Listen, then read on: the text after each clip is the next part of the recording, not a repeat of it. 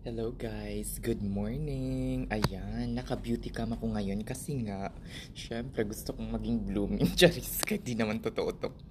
Anyway, stable ka lang yung camera. Nandito ako ngayon sa airport, nakakaloka. And, hulaan nyo kung saan ako pupunta. Charis, tingnan nyo na lang sa vlog ko dahil kung saan ako pupunta. Panoorin nyo yung next video. Charis, ambisyoso ka girl, para namang ang dami-daming nagpa-follow sa'yo. Anyway, ay naku, ay medyo makinis ako dahil tingnan nyo. Kasi nga naka-beauty cam, hindi kasi totoo to. Makikita nyo sa real camera ko kung ano talaga yung status ng mukha ko. Pero ito, beauty cam to kasi nakakaloka. Ayoko lang gamitin yung cellphone kasi hindi siya masyadong maganda yung quality ng video.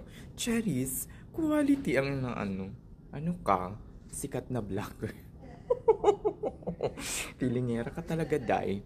Anyway, nandito ako ngayon sa airport. It's already 7, no, not 7, 6:30.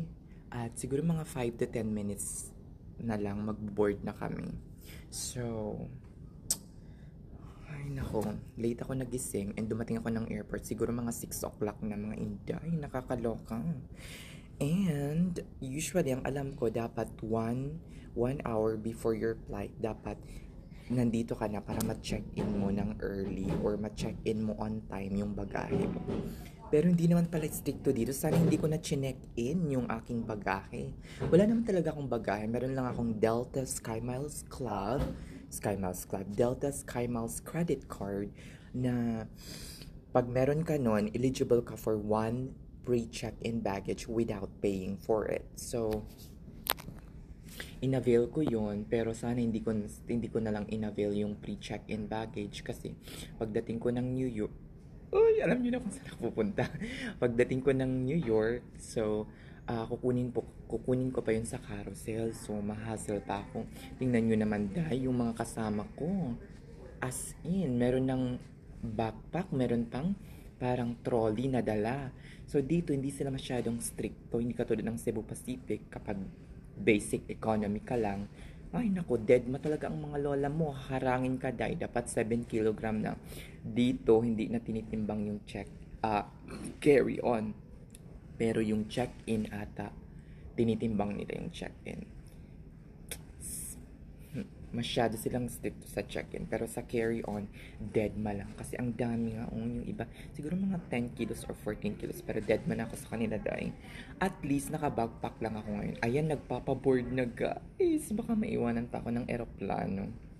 But anyway, oh my God, at least on time. Kasi meron pa akong succeeding flight sa JFK, which is 2 o'clock papuntang quiet muna ako ngayon. Nakakaloka.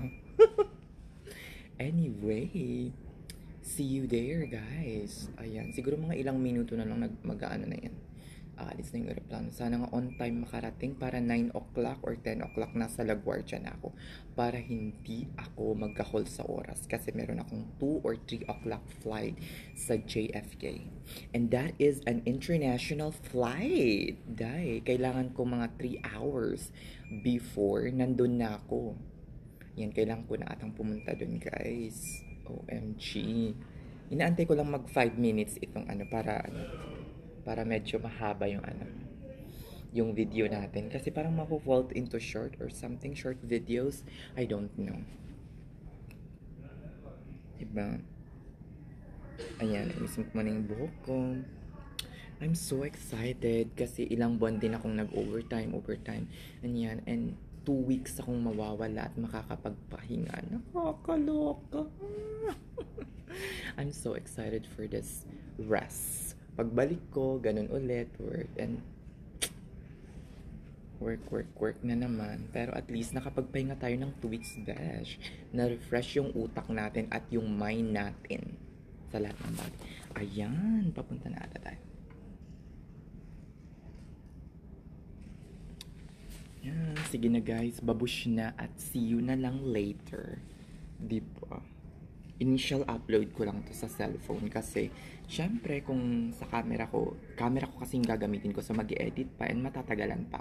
Diba? Bongga. Sige guys.